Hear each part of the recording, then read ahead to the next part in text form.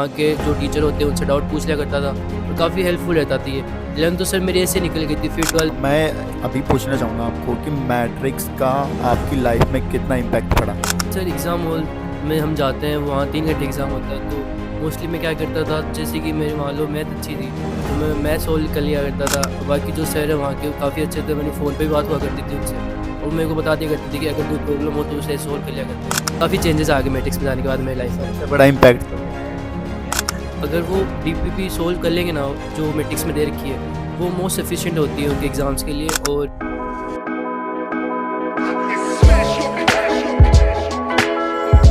Audio Jungle.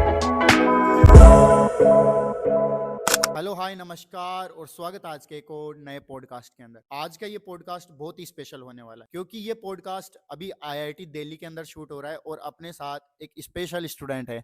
Hello. Hello sir, my name is Sahil Rohan, I am student of IIT Delhi, I am in second year now. तो आपने preparation कहाँ से start की थी JEE की? Sir मैंने 11th क्लास से मैट्रिक्स ज्वाइन की थी और उसके बाद में 11th 12th में वहीं से पढ़ा था। मैट्रिक्स से। हाँ सर। अच्छा, जब आपने मैट्रिक्स ज्वाइन किया तो क्या सोच के ज्वाइन किया कि मैट्रिक्स से अगर मैं जेई की प्रिपरेशन करता हूँ तो आज यहाँ पहुँच जाऊँगा? हाँ, मतलब मेरे घर के पास में ही थी वो, और मैं सिक्कर का ही रहने वाला हूँ। और मेरे ताऊ जी ने भी बताया था मुझे कि मैट्रिक्स काफ़ी अच्छी कोचिंग है, और उन्होंने शायद पोस्टर देखा होगा या फिर उनके दोस्त के बेटे वहाँ पढ़ते होंगे, तो वहाँ से मुझे पता चला मैट्रिक्स कोचिंग के बारे में। फिर वहाँ हम गए, मेरा एडमिशन यहाँ, मतलब काफ़ी अच्छा स्टाफ था, उन्होंने अच्छे से बात की। जब मैं रिसेप्शन पे था तो उन लोगों ने बताया कि स्टूडेंट ये है, फिर मेरा वो एग्ज़ाम लिया उन्होंने स्कॉलरशिप का, फिर उसमें मेरे अच्छे मार्क्स आए। फिर उसके हिसाब से फिर मतलब फ़ीस में भी इतनी ज़्यादा बढ़ोतरी नहीं की उन्होंने, कम कर दी थी। मतलब घर की स्थिति देख के मेरी, मतलब काफ़ी अच्छा था अच्छा, उनका। मतलब घर की कंडीशन पे भी वो कुछ स्कॉलरशिप दे ही देते हैं। हाँ, मतलब जैसे हम स्कॉलरशिप में जितना बढ़िया नंबर लेके आएँगे, उस हिसाब से वो हमें अच्छे मतलब अच्छे नंबर के हिसाब से ही हमें वो क्या करेंगे, स्कॉलरशिप देंगे। जैसे कि मान लो मेरे 120 का एग्ज़ाम हुआ, तो फिर मैंने 80 प्लस नंबर आ गए, तो फिर मेरे को अच्छी स्कॉलरशिप मिल जाएगी मैट्रिक्स से। ओके। अच्छा, जब आप प्रिपरेशन कर रहे थे तो आपका क्या रूटीन रहता था मैट्रिक्स में कि कैसे आपको पढ़ना है, कितने घंटे पढ़ना है?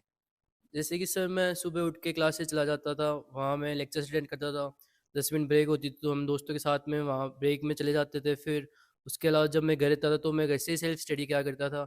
और जब भी मेरे को प्रॉब्लम आती तो फिर मेरे घर के पास में मैट्रिक कोचिंग थी, तो फिर मैं वहाँ के जो टीचर होते हैं उनसे डाउट पूछ लिया करता था और काफ़ी हेल्पफुल रहता था ये। 11th तो सर मेरी ऐसे निकल गई थी, फिर 12th में आते-आते थोड़ा स्टडी का लोड आता रहा मेरे ऊपर। जैसे कि सर एग्ज़ाम हॉल में हम जाते हैं, वहाँ 3 घंटे एग्ज़ाम होता है, तो मोस्टली मैं क्या करता था, जैसे कि मेरी मान लो मैथ अच्छी थी तो मैं मैथ सोल्व कर लिया करता था और बाकी केमिस्ट्री कर लिया था।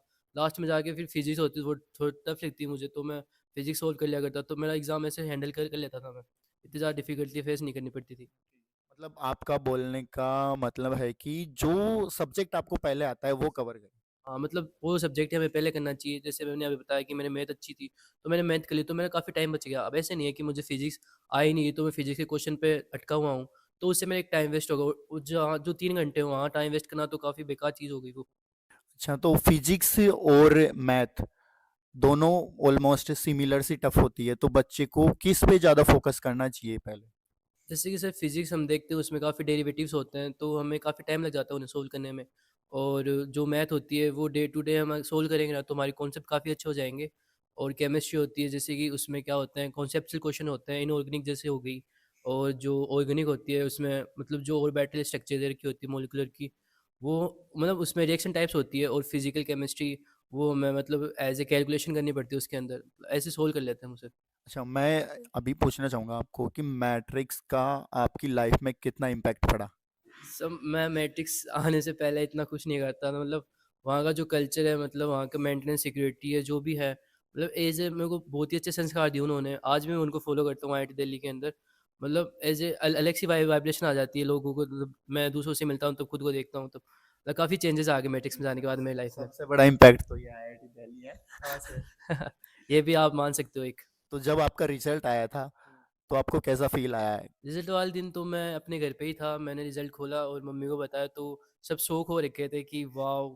तूने कर दिखाया ये। फिर मैंने अपने जो टीचर्स के नेम बताया, मैंने उनको कॉल किया, वो भी बड़ा खुश हुए। फिर मैं उनके लिए मिठाई लेके गया। आपने बताया कि अभी 21st से ही बच्चों के एग्ज़ाम स्टार्ट है, तो बेसिकली मैं क्या किया करता था, मैं जब घर पे रहता था तो मैं क्लास से आते ही खाना-वाना खा के मैं स्टडी करने लग जाता था। फिर मम्मी भी कहती थी कि अभी इतनी स्टडी क्यों कर रहा है? मैं कहा मम्मी अभी कुछ मंथ से बचे हुए हैं प्रिपरेशन के लिए, तो फिर अभी नहीं करूँगा तो कब करूँगा? फिर मैं डे टू डे करता रहा, कंसिस्टेंसी फ़ॉलो करता रहा।